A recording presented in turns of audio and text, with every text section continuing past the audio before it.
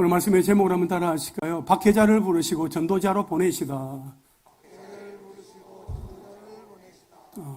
초등학교 시절에 그때만 해도 영화관이 드물었던 시절이라 영화 관람은 거의 연중 행사였습니다.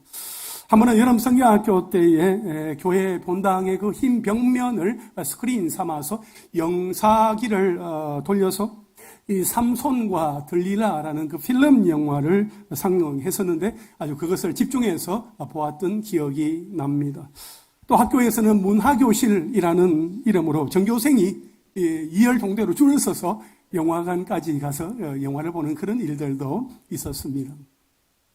사실 오늘날의 영화 제작 수준에 비하면 그 당시의 영화는 열악하고 저급한 수준이었지만 영화 속에 나오는 주인공들의 그 비중만큼은 예나 지금이나 대동소이한 것 같습니다.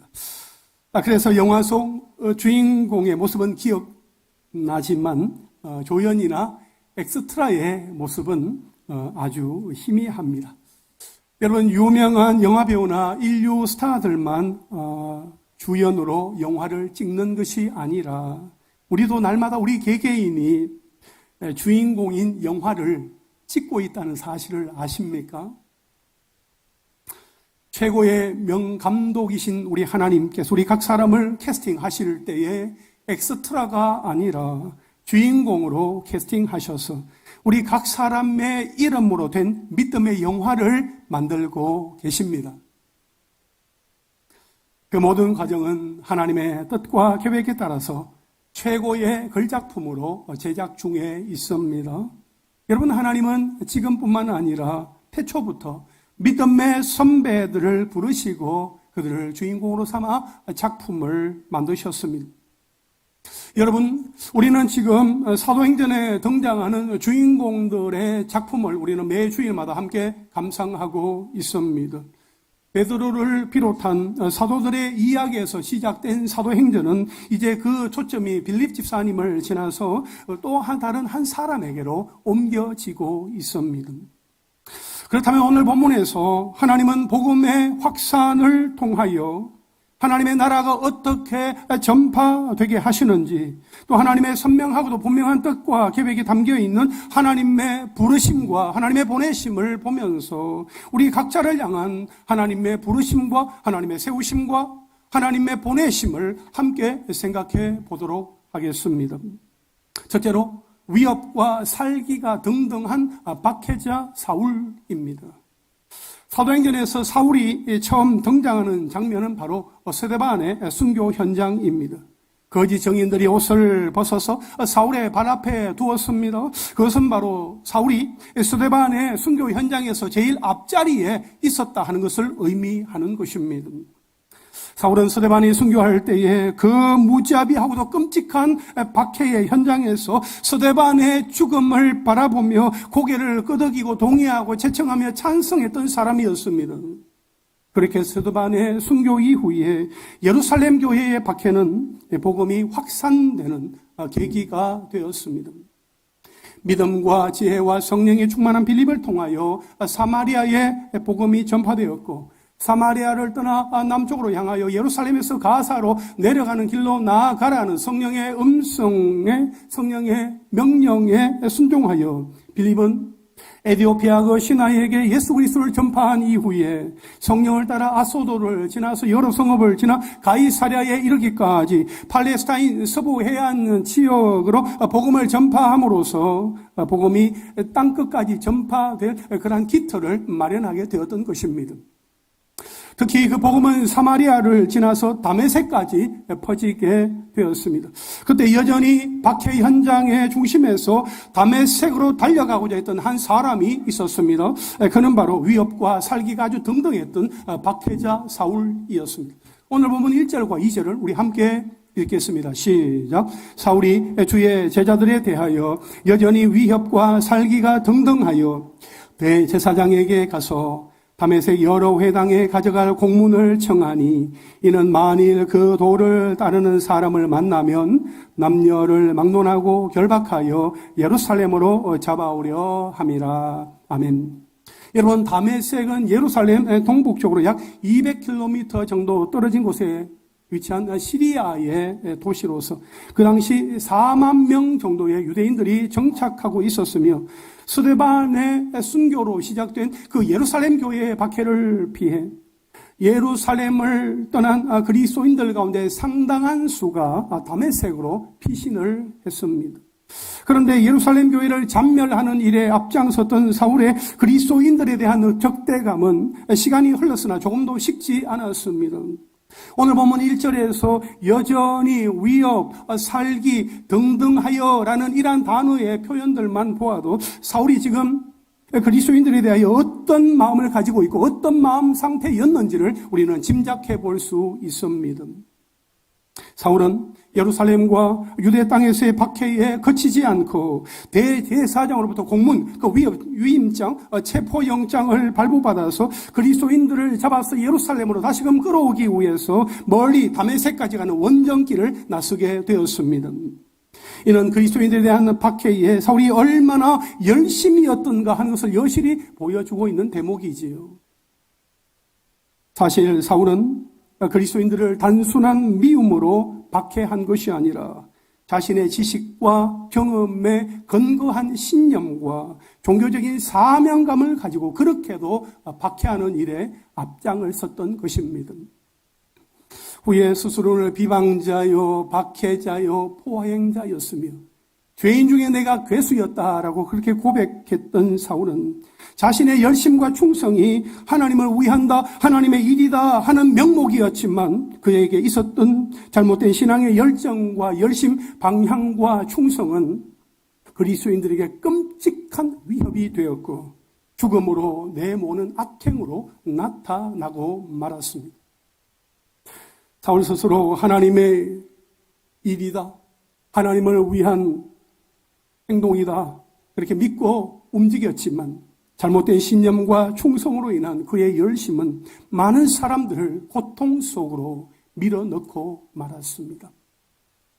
이처럼 사울의 모습을 보면서 우리는 우리의 일상에서 하나님의 나라를 위한 일이다라고 말하지만 하나님과 정반대되는 그런 뜻을 고집하면서 하나님의 나라를 확장시켜 나아가는 그 일에 오히려 방해가 되고 있는 것은 아닌지, 말씀에 무게중심을 잡지 못하고 너무 한쪽으로 치우쳐져서 기울어져 있는 것은 아닌지, 그래서 공동체의 영적인 성장과 성숙을 가로막고 있는 것은 아닌지 우리는 겸손하게 돌아보아야 합니다. 그리고 또한 박해자 사울에 대한 말씀을 보면서 생각하게 되는 것은 박해자라고 해서 손에 그 어떤 도구를 들고 거칠게 숨을 몰아 쉬면서 공격해오는 교회 밖의 사람들만을 말하지는 않는다 하는 것입니다. 박해자는 교회 밖에만 있는 것이 아니라 교회 안에도 얼마든지 있을 수 있습니다. 물론 물리적인 힘을 가한다거나 폭력적인 그런 행동을 취하지 않는다 할지라도 말이나 눈짓으로도 얼마든지 비방자와 박해자와 포행자가 될 수 있다 하는 것입니다. 예를 들어서 하나님께서 교회와 성도들을 통해서 이루고자 하시는 일이 있는데 그것을 비방하고 부정적인 말로 반대하고 이간질하면서 분위기를 흐트리는 것도 무언의 폭력이요 또 다른 형태의 박해다 하는 것입니다. 어느 교회에서 성경 공부를 하겠습니다. 이렇게 모집 광고를 했습니다. 성도들이 관심을 가지고 이제 지원을 하게 되었지요. 코로나19로 인해서 이제 모이지 못했기 때문에 이제 새롭게 다시 이제 시작하려고 했던 것입니다. 그런데 성경 공부를 신청하지 않았던 사람들이 성경 공부를 신청한 사람들에게 전화를 해서 못하게 하는 겁니다. 성경 공부하지 말라고. 뭘 그렇게 열심히 하려고 하냐 하면서 말입니다. 코로나19를 지나면서 다시 말씀을 가까이 하고 하나님의 은혜를 구하려고 하는데 함께 모여서 말씀을 배우고 삶을 나누며 교회가 다시 일어나려고 몸부림을 하는데 열심히 하겠다는 사람들을 못하게 가로막는다? 그렇게 된다면 교회가 어찌 되겠습니까? 여러분, 사람들을 조정하고 선동하고 방해하는 것은 결코 성령이 하시는 일이 아닙니다.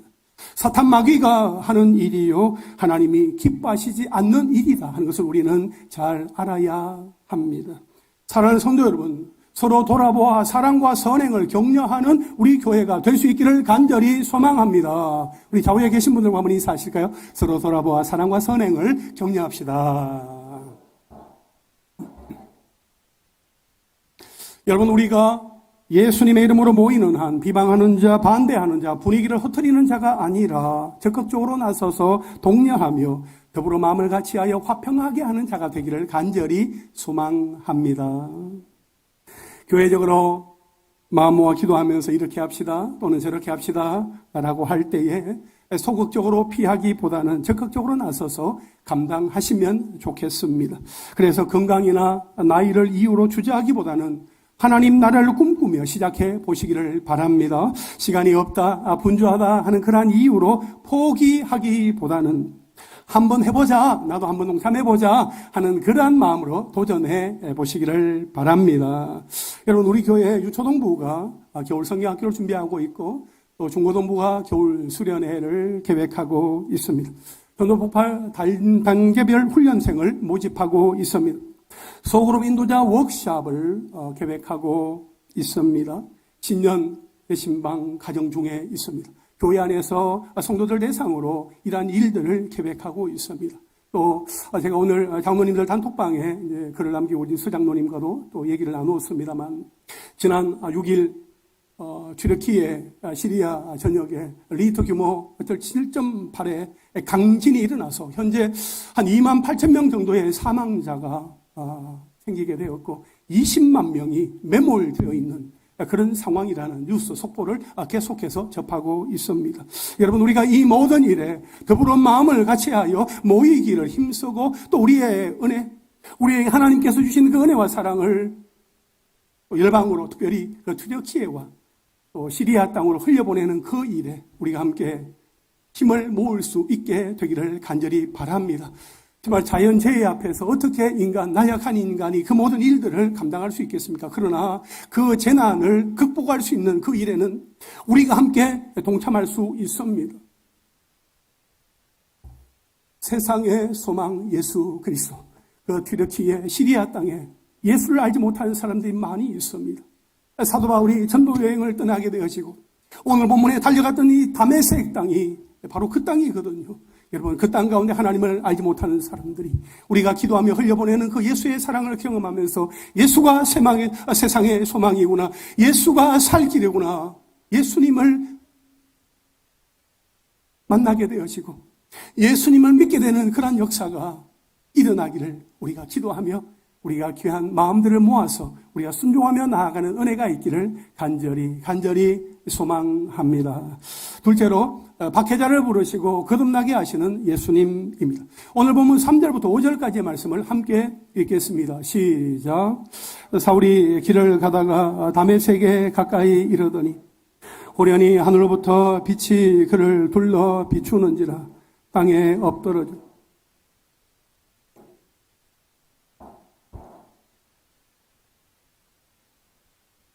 대답하되 주여 누구시니까? 이르시되 나는 네가 박해하는 예수라. 아멘. 여러분, 사울이 다메섹으로 가던 중에 하늘로부터 빛이 그를 둘러 비추면서 한 음성이 들려왔습니다. 사울아, 사울아, 네가 어찌하여 나를 박해하느냐? 주여 누구시니까? 나는 네가 박해하는 예수라.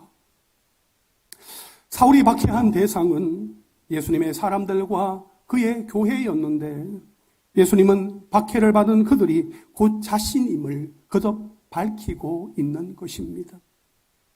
사울이 다메섹 도상에서 부활하신 예수님을 만나면서 그의 인생은 완전히 180도 바뀌게 되었습니다.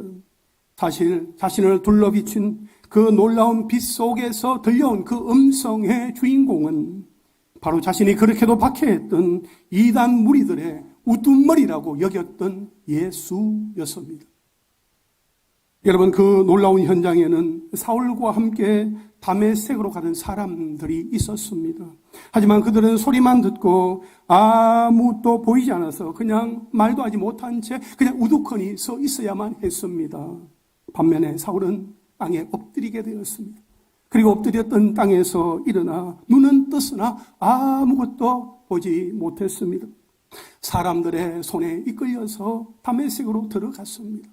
사흘 동안 보지 못하고 먹지도 마시지도 못했습니다. 여러분, 사흘 동안 보지 못하고 먹지도 마시지도 못했다 하는 이것은 부활하신 예수님을 만난 이후에 사울이 받은 그 충격이 얼마나 컸었는가 하는 것을 우리에게 짐작하게 해줍니다. 사울은 이러한 만남을 통해서 예수 그리스도를 대적하던 극악한 박해자에서 예수 그리스도를 따르는 신실한 전도자로 거듭나게 되었습니다. 사울은 이렇게 부활하신 예수님을 극적으로 만나면서 부르심을 받게 되었던 것이요.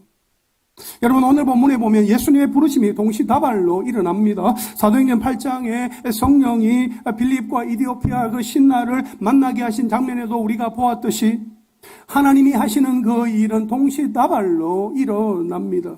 또한 사도행전 10장에서 베드로와 백부장 고넬료가 만나게 되는 그런 장면에서도 동일하게 하나님께서 일하시는 그런 모습을 우리가 보게 되지요. 여러분, 오늘 본문에 부활하신 예수님이 사울을 부르실 때에도 사울만 만나주시는 것이 아니라 사울이 만나야 할 사람이었던 아나니아에게도 찾아가서 만나주셨습니다. 그래서 박해자 사울을 부르신 예수님은 환상 중에 다메섹에 있는 제자였던 아나니아에게도 찾아가셔서 아나니아야 하고 부르시면서 그에게 말씀해 주셨습니다. 오늘 보면 11절과 12절 말씀 우리 한 목소리로 읽겠습니다. 시작. 주께서 이르시되 일어나 집가라 하는 거리로 가서 유다의 집에서 다소 사울이라 하는 사람을 찾으라. 그가 기도하는 중이니라. 그가 아나니아라 하는 사람이 들어와서 자기에게 안수하여 다시 보게 하는 것을 보았느니라. 아멘. 그러니까 주님이 사울에게, 아니죠, 아나니아에게 말씀을 하시는 것입니다. 집가라는 거리로 들어가서 길리기아 사람 사울을 찾으라. 그가 기도하는 중이다. 그가 아나니아가 들어와서 안수함으로 그가 다시 보게 되는 것을 환상 중에 보았다. 그러면서 주님이 아나니아에게 말씀을 하시는 거지요. 아나니아는 그 주님이 하시는 그 말씀을 듣고 이미 그 자신이 들었던 이야기가 있었기 때문에 그 사울에 대한 어떤 두려움을 그대로 주님께 말씀을 드립니다. 13절과 14절 말씀 우리 함께 읽겠습니다. 시작. 아나니아가 대답하되 주여 이 사람에 대하여 내가 여러 사람에게 드사온즉 그가 예루살렘에서 주의 성도에게 적지 않은 해를 끼쳤다 하더니 여기서도 주의 이름을 부르는 모든 사람을 결박할 권한을 대제사장들에게서 받았나이다 하거늘. 아멘. 여러분, 아나니아는 그 당시에 예루살렘에서 시작된 그 박해에 대한 그 소식을 이미 듣고 있었고 특히 무지합의한 박해자였던 사울에 대한 그 이야기도 이미 들어서 인지하고 있었습니다. 그래서 아나니아는 스스로 사울이야말로 가까이 할 수 없는 사람이요 상종할 수도 없는 사람이라고 단정했습니다. 그는 예수 믿는 사람들을 박해하고 죽이는데 앞장선 위험한 인물이다라고 여겼습니다. 박해자 사울은 극악 무도한 죄인이었기 때문에 결코 함께 할 수 없는 대상이라고 그렇게 생각을 했습니다. 그러나 부활하신 예수님의 생각은 아나니아의 생각과 다르셨습니다. 예수님은 박해자 사울이 용서받지 못할 죄인이었으나 예수님은 그를 용서하시고 불러주셨습니다. 그렇습니다, 여러분.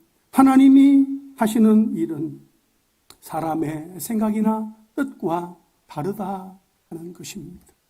이사야 55장 6절 말씀을 보게 되면 이는 내 생각이 너희의 생각과 다르며 내 길은 너희의 길과 다름이니라 여호와의 말씀이니라 이렇게 말씀을 하고 있습니다. 여러분, 사무엘이 이새의 집에 가서 다윗에게 기름을 부어 왕으로 삼을 때에도 사무엘이 보는 것과 하나님이 보시는 것, 사무엘의 마음과 하나님의 마음은 달랐습니다. 사람은 외모를 보고 아주 섣부르게 판단을 하지만 하나님은 중심을 보시고 아주 정확하게 일하시는 거지요. 사울이 부르심을 받았을 때 사람들은 사울을 두려워했습니다. 그러나 하나님은 사울을 부르시고 거듭나게 하심으로 그가 세상을 두려워하지 않게 하셨습니다. 사랑하는 성도 여러분, 우리는 하나님의 부르심을 받았습니다. 하지만 아직도 과거의 실패와 눈물, 과거의 상처와 아픔, 과거의 죄에 매여 있습니까? 하나님은 우리의 과거를 기억하고 계셨다가 우리에게 꼬리표를 붙이시는 분이 아니십니다. 그래서 우리가 부르심을 받기 전에 어떠한 사람이었는지 그것은 중요하지 않습니다. 중요한 것은 하나님이 나를 부르시고 예수님이 나를 만나주셨고 나를 거듭나게 하심으로 더 이상 세상의 종이나 죄의 노예가 아니라 강하고 담대한 하나님의 자녀 주의 용사가 되었다 하는 것입니다. 그러므로 내 생각, 내 뜻보다 더 크고 놀라우신 하나님의 선하신 뜻과 계획 가운데 나를 부르시고 거듭나게 하사 세우심으로 새로운 축복 인생을 살아가게 하신 그 하나님을 날마다 때마다 더욱 의지하며 감사와 기쁨으로 살아가는 하나님의 사람들 다 되시기를 주님의 이름으로 축원합니다. 마지막 셋째로 박해자를 복음 전도자로 보내시는 예수님입니다. 오늘 본문 15절과 16절 말씀을 함께 읽겠습니다. 시작. 주께서 이르시되 가라, 이 사람은 내 이름을 이방인과 임금들과 이스라엘 자손들에게 전하기 위하여 택한 나의 그릇이라. 그가 내 이름을 위하여 얼마나 고난을 받아야 할 것을 내가 그에게 보이리라 하시니. 아멘. 여러분, 부활하신 예수님이 박해자 사울을 부르신 그 목적은 분명했습니다. 내 이름을 이방인과 임금들과 이스라엘 자손들에게 전하기 위하여 택한 나의 그릇이다, 택한 나의 도구다라고 예수님은 분명하게 말씀을 해 주셨습니다. 그리고 예수님은 아나니아에게 사울이 예수님의 이름을 위하여 얼마나 고난을 받아야 할 것인지 사울에게 보여주겠다, 그렇게 말씀을 하셨습니다. 이것은 사울이 예수님을 위하여 복음 전도자로 살아가는 동안에 얼마나 많은 고난을 당하게 될 것인지 예고하신 말씀인 거지요. 사실 사울은 복음 전도의 현장에서 수많은 고난과 고통을 겪었습니다. 고린도서 11장 23절 이하에 27절까지의 말씀을 보면 내가 수고를 넘치도록 하고 옥에 갇히기도 더 많이 하고 매도 수없이 맞고 여러 번 죽을 뻔하였으니 유대인들에게 40에서 하나 감한 매를 5번 맞았으며 3번 태장으로 맞고 1번 돌로 맞고 3번 파선하고 1주야를 깊은 바다에서 지냈으며 여러 번 여행하면서 강의 위험과 강도의 위험과 동족의 위험과 이방인의 위험과 시내의 위험과 광야의 위험과 바다의 위험과 거짓 형제 중에 위험을 당하고 수고하며 애쓰고 여러 번 자지 못하고 추리며 목마르고 여러 번 굶고 춥고 헐벗었노라, 이렇게 그는 고백을 하고 있습니다. 여러분, 사울은 바울이 되어 복음 전도자로 살아가는 동안 상상을 초월하는 고난과 고통, 시련과 환난을 만나게 되었습니다. 그러다 보면 그 약함과 두려움 속에서 예수님을 부인할 만합니다. 부인할 수도 있었습니다. 하지만 그는 고린도후서 12장 10절에서 이렇게 고백하고 있습니다. 우리 함께 읽겠습니다. 시작. 그러므로 내가 그리스도를 위하여 약한 것들과 능욕과 궁핍과 박해와 공고를 기뻐하노니 이는 내가 약한 그때에 강함이라. 아멘. 여러분, 사울이 그렇게 고백하게끔 누가 그 일을 행하신 것입니까? 우리 하나님께서 사울을 부르셨고 사울을 그렇게 세우시면서 그렇게 고백하게 하셨던 것이요. 그 많은 고통과 고난과 힘겨운 삶을 하나님 앞에서 원망하지 아니하고 기뻐하였다. 내가 약한 그때가 강함이라, 그렇게 고백하는 이 사도 바울의 고백을 우리는 다시금 보게 되지요. 여러분, 사울에 대한 예언의 말씀을 듣게 된 아나니아는 결국 사울을 찾아갑니다. 아나니아가 사울에게 안수 기도하자 사울의 눈에서 비늘 같은 것이 벗겨지면서 다시금 사울은 보게 되었습니다. 사울은 일어나 세례를 받고 음식을 먹고 이제 강건하게 되었습니다. 여러분, 사울이 아나니아로부터 이렇게 세례를 받은 것은 사울 자신이 그토록 박해했던 기독교 공동체의 한 일원이 되었다 하는 것을 의미합니다. 사울이 다메섹에 있는 제자들과 함께 며칠을 있을 때에 그가 한 일은 각 회당에서 예수가 하나님의 아들이시다, 예수님이 하나님의 아들이시다 하는 것을 전파하는 것이었습니다. 한편 사울의 그 과거를 알고 있는 사람들의 입장에서는 기절초풍할 일이었습니다.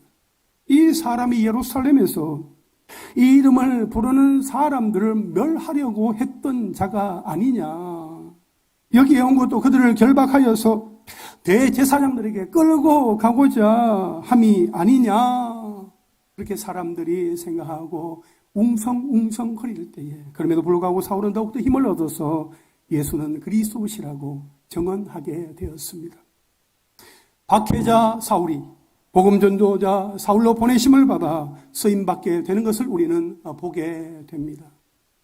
사랑하는 성도 여러분, 사울의 회심은 하나님의 구원의 방법이 참으로 놀랍다 하는 것을 우리에게 여실히 보여줍니다.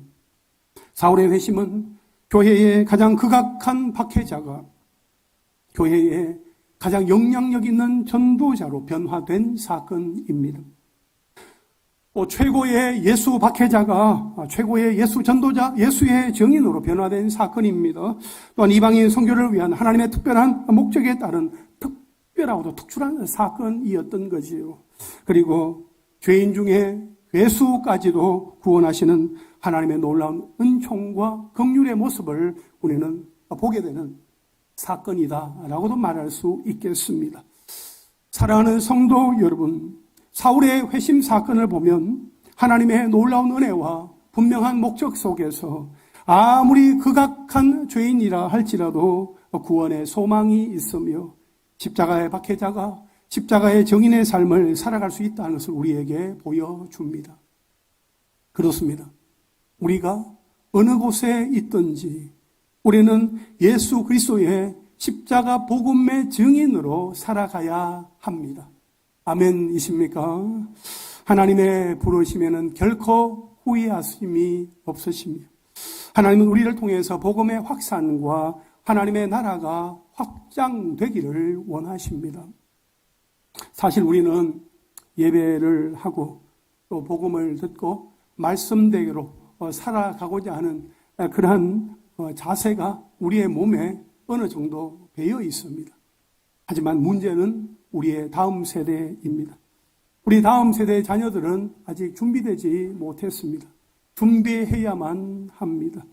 하나님께서 우리를 부르사 예수와 복음을 위하여 살아가는 증인으로 삼아 주신 것처럼 하나님께서 우리 다음 세대 자녀들도 일일이 하나님께서 다 부르셔서 예수와 복음을 위하여 살아가는 증인으로 삼아 주시기를 우리가 함께 마음 모아 뜻 모아 기도하며 응원하며 격려하며 축복할 수 있게 되기를 간절히 소망합니다. 특별히 우리 교회의 영적 모판인 영유아부 어린이들이 예수님만을 따라가기를 간절히 원합니다. 또한 우리 유치부 어린이들이 예수님의 품 안에서 날마다 때마다 머무를 수 있게 되기를 원합니다. 여러분, 오는 2월 24일, 25일 양일 동안 우리 교회에서 우리 유초동부 친구들은 성경학교를, 우리 중고등부 친구들은 수련회를 가지려고 지금 준비하고 있습니다. 우리 유초동부 친구들은 이번 성경학교 기간 동안에 하나님만 예배하고 기쁨으로 예배하며 날마다 때마다 예배해야 한다는 것을 배우게 될 것입니다.